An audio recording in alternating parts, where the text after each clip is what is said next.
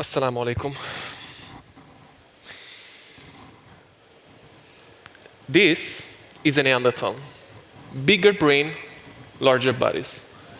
They ruled the earth for hundreds of thousands of years. And yet, they vanished. Now, sometimes I wonder, what if a Neanderthal would be here, standing in front of all of you beautiful audience? What would he think? What would he say? Most probably he would say, what are those people? Why are they looking at me? And where is the mammoth? Truth is, Neanderthals were great at surviving, but they never invented PowerPoint. And this is the reason why tonight I'm going to give this speech about AI, and not him. You see, we lived in larger groups. Sapiens lived in larger groups. We exchanged food, we traded tools, and we raised our children together. And that safety net freed our mind, not just to survive, but to solve problems. We even used the fire, and we used fire for cooking. And that powered our brain with an extra 30% calories. And tribes that mastered fire outlived rivals. This was the first human revolution, the cognitive revolution. But as we will see, each revolution gave power to someone and left others behind. After a couple of dozens, thousands of years, let's say 10,000 years ago, we started farming. Food surpluses made our population grow exponentially from 8 million, imagine, to 200 million. Armies were formed, cities were built, and empires were forged. But here's the truth. Agriculture was not inclusive, because now farmers worked more than hunter-gatherers. But they ate worse food, disease spread, and inequality was born. It's true, agriculture powered civilization, but the few lived in palaces, and the many bent their backs in the fields. It's because of the agricultural revolution that we have all those technologies in this room. Lighting, cell phones, Wi-Fi, but it also gave birth to hierarchy, slavery, and war. Because each revolution gave power to some and left others behind. Around 4100 BC, we started writing, and I imagine sometime the first guy using a piece of clay to write his name, probably some accounting, the first characters, running to his friends and say, guys, I finally invented the future. Most probably his friends might have told him, why do you need this? My wife already keeps a permanent record of all the mistakes that I made. But that gave birth to governmental administration and to taxes. You see, writing was not a material good, so you think might have been inclusive, right? Truth is not, because despite being immaterial, only 1% of the global population had access to literacy. But that 1% ruled the fate of empires. 500 years ago, moving forward, came the Industrial Revolution. Steel and steam doubled Britain's GDP in only 50 years. And India, once a textile power, the superpower of the time of the commerce, was completely replaced in 50 years.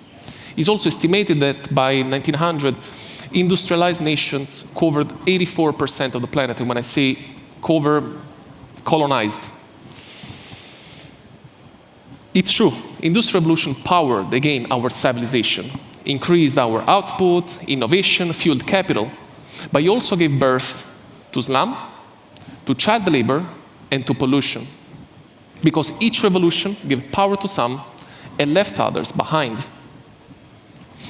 Things seem to finally take a turn in the 21st century. First the computer, then the internet, and the digital technologies. The world looked more interconnected than ever. We even minted a word for that, if you remember. We called it globalization.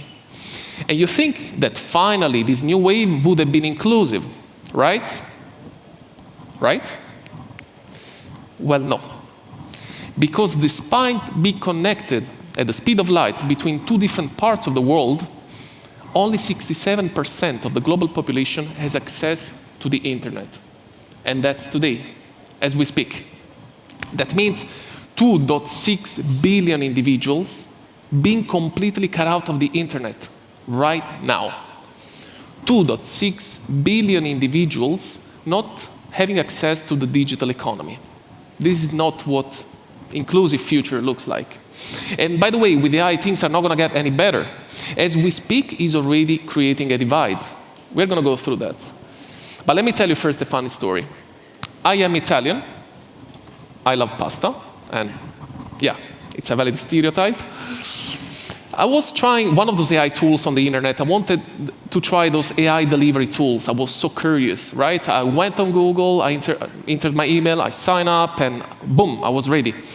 I wrote deliver pasta. I added my address, and after half an hour, someone knocked at my door, and I find a big package. I thought maybe the wrong delivery. But when I opened it, I found 25 kgs of pasta. 25 kgs of pasta. And it was funny because I thought, am I having dinner or opening a restaurant? Something like that. It was funny, but I had to give much of that pasta to neighbors, to family, to friends, in charity. I hate myself so much. I'm still on diet because of that. But after that, I started thinking, what if this wasn't me? What if this was a single mother who just spent half of her salary on groceries the previous week? For her, it's not funny. The same glitch we are joking about right now can crush someone else's daily life. And I think the measure of how inclusive a technology in a society is not based on those who laugh, but on those who cannot afford the joke. And as we speak, AI is already creating main divides, and I would like to go through one by one with you. The first is the algorithmic divide. Who writes the algorithm? The algorithms writes the rules. There are few companies who own actually the big codes, but those dictate the rules of the game. Number two, the compute and energy divide. It's estimated that Africa, with 1.4 billion people, has access to less than 1% of global compute. That's not what I call fairness. It's also estimated that data centers will consume more electricity than the entire Great Britain. And just as a number for you, OpenAI spent more than $100 million to train, not even inference, just train ChatGPT-4.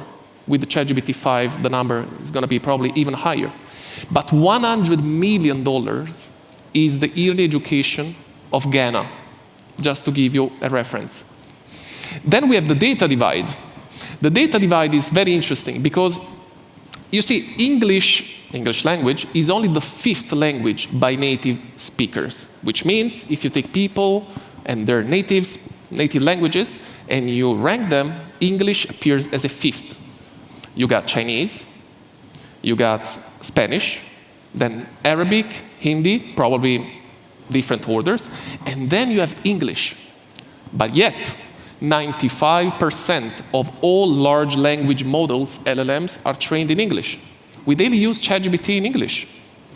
And finally, we have probably the most impactful one, the capital divide. If you want to develop a large language model, LLM, like ChatGPT or DeepSeek or others, you better prepare a couple of $100 billion because you will need an infrastructure, you will need data centers, GPUs, training and inference. And this is a game for very, very restricted players. This is a big barrier to the market. And if you want to build an alternative AI, you better have a couple of $1 billion in the bank. Otherwise, very little hopes. Those are 4 divides. And I wanted to take you for this journey to visualize from the time of the Neanderthals all the way to the era of AI, how innovation in the society has created divides. There were winners from the time of the Neanderthals when they discovered the fire, all the way to the technology of today, the example of pasta. So There are many things we should do. And I don't think you need to build the code or you need to develop algorithms to change the world. Because now we know the pattern, we recognize this pattern, and we have all the power to act. We can break that pattern. So what are the things we can do then? You can start right now, right here, when you leave this meeting. The first, learn how to use AI. Obvious things, familiarize yourself with the tools, integrate them in your daily life, because knowledge is power. Number two, share that knowledge with your peers, with your network, with your family, with your friends. And make sure that nobody is left behind. And finally, demand responsibilities from the organizations and institutions you deal with, whether it's your company, is any other organization, because your data matter. And remember, you don't need to know how to build the code, because revolutions are not written in code, they are written in choices. Your choices. Do we let AI be a bridge or to be a wall? Thank you.